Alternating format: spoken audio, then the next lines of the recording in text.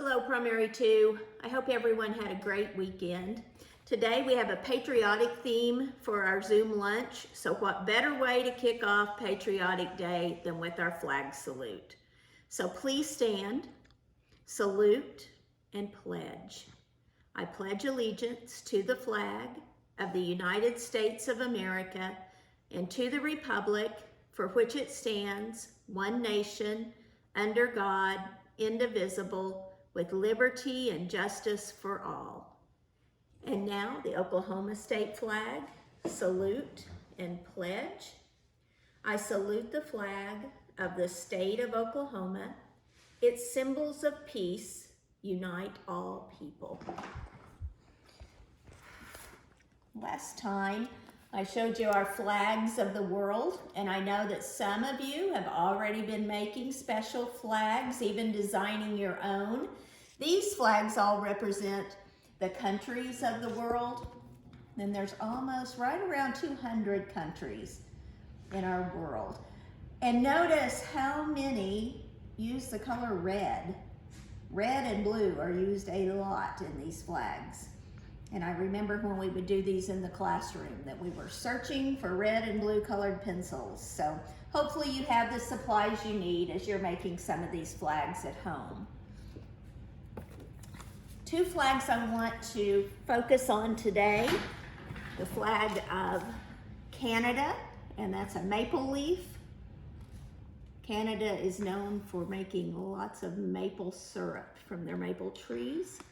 And then the flag of Mexico.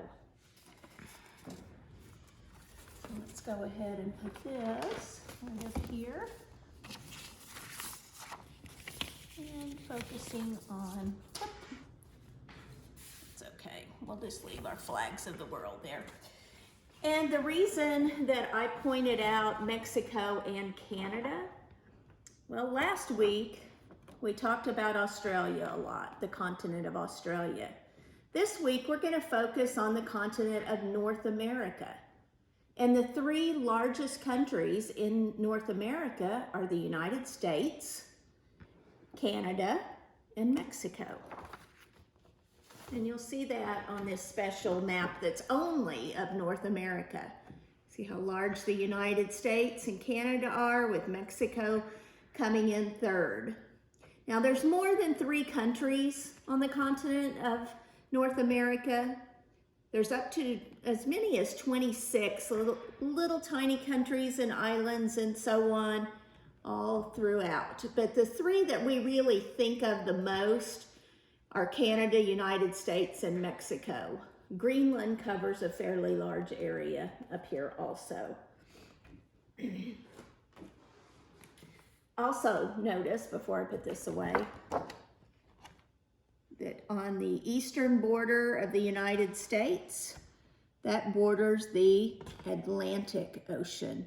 And then way over here on the western border, where California and those western states are, that borders the Pacific Ocean. Way up here above Canada, we have the Arctic Ocean. Notice all of this ocean water all around the continent of North America. I also want to point out on this map, notice that the United States is all color-coded in orange, and then look way up here. That's Alaska, way up here. It looks like it's above Canada. Well, why is it coded orange? Alaska is part of the United States, even though it looks like it belongs someplace else. And then over here we have Hawaii. Can we drive to Hawaii? No. The only way to get there is by water or air. You can drive to Alaska, but it is quite a drive to go down that highway or up that highway. So just a little bit about North America this morning. Now, if you were in Hawaii, you would say hello as aloha. But guess what? Aloha is in Hawaii is hello, And aloha in Hawaii is also goodbye. Sorry, I kind of got those cards mixed up. So you use the same word to say hello and goodbye. That could be kind of confusing, couldn't it? Notice that the American flag, though, is the symbol used for that state. In Mexico, we say hello by saying hola, and you have learned that in Spanish, and adios for goodbye. There's the Mexican flag we were looking at earlier. So in Mexico, the main language is Spanish. Here in the United States, we say hello and goodbye. So some fun little cards that also include those flags. Now, I don't have these cards for every country, but as we go along, I'll be sharing some other ways of saying hello and goodbye in other languages.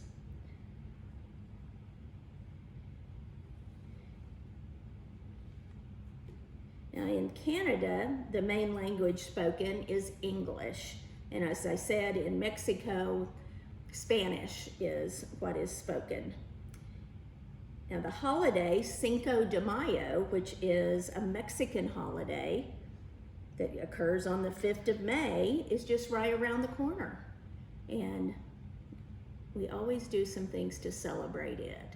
It's not an American holiday, but Mexico's our close neighbor, borders the United States, and we recognize Cinco de Mayo with some fun celebrations. I believe Ethan will also be celebrating his birthday on May 5th, so double celebration. Also in the United States, Memorial Day is coming up on May 25th. Now, Memorial Day is a day when we honor soldiers who have served or are currently serving our country through one of the branches of the military. Many people fly the American flag in their yard year-round. I know we have a tall flagpole in our yard, and the American flag is out there year-round. But when special holidays come up, like the 4th of July or Memorial Day, more businesses and homes will have that flag flying outside of their home or business. So let's take a look at the calendar and find out how many days it is until these two holidays I just mentioned. So until Cinco de Mayo, today is the 20th day of April. So how many days are left in April? 1, 2, 3, 4, 5, 6, 7, 8, 9, 10. So on your whiteboard or paper, write the number 10. So there's 10 days left in April. And then if it's on the 5th of May, well, that's 5 days into May. 1, 2, 3, 4, 5. What's 10 plus 5? It's 15. So in 15 days, we'll be celebrating Cinco de Mayo and Ethan's birthday. What about Memorial Day? Now, it's way down here on the 25th of May. So let's think about what we just did. We said there's 10 more days in April, and then it's the 25th of May. So 10 plus 25, class. 10 more than 25 is 35. In 35 days, we'll celebrate Memorial Day and recognize our soldiers. And that's a time when that American flag is flying. All right. And we'll revisit North America tomorrow and learn some more special things about it. Now, last week, we talked about 2 rules of multiplication. That anything times 0 equals 0. And I've started our multiplication table here. And you'll notice 0 times 0 equals 0. 0 times any number still equals 0. Look at what's happening here. 0 times any number equals 0. Our other rule, that 1 times any number equals that number. Let's see if that's true. 1 times 0 equals 0. 1 times 1 equals 1. 1 times 2 equals 2, and so on. Do you see how that's working? We talked about 2 multiplying by 2 is just skip counting by 2. So 2 times 0, we know 0. 2 times 1 is 2, but then we're just going to skip count by 2. 2 times 2 is 4. 2 times 3 is 6. 2 times 4 is 8, and so on. Remember that multiplication is a shortcut to addition. We're just adding 2 more numbers each time. And let's go ahead and do our 3 times 0 equals 0. 3 times 1 equals 3. 3 times 2 is actually just saying 3 plus 3, and we know it's 6. What's 3 plus 3 plus 3? We know it's 9, but we can also just say 3 times 3 equals 9. So that's just a little introduction to the multiplication table, and we will continue on with it tomorrow. But I also want you to look at and think about multiplication this way. I'm going to use some little doggy bones to do this. There's one group of 3. So we could say 1 times 3. Well, how many bones do we have there? 3. I'm going to put another group of 3. Now we have 2 groups with 3 in each group. 2 times 3 equals 6. And we're going to do this one more time. 1 group of 3, 2 groups of 3, 3 groups of 3. 3 times 3 equals 9. It's the same as 3 plus 3 plus 3. That's all that multiplication is. It's just a shortcut to addition. Very quickly, let's add our word a day to your writing words booklet. So get out your writing words booklet. And we are going to add the word favor. Favor. F-A-V-O-R. I have a favor to ask. F-A-V-O-R.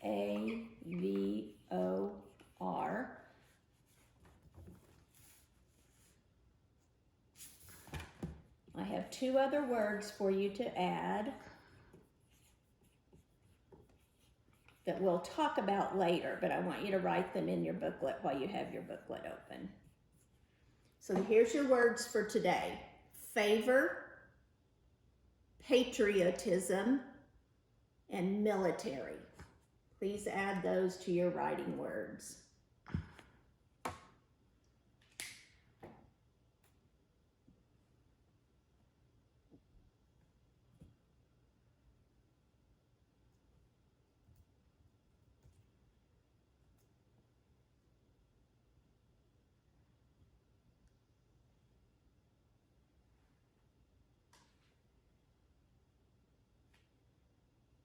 Just another minute on those.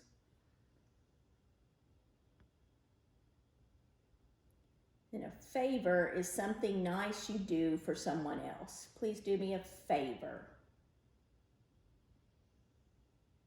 And then we'll talk about patriotism and military later on. And I want to end our session today with, it's a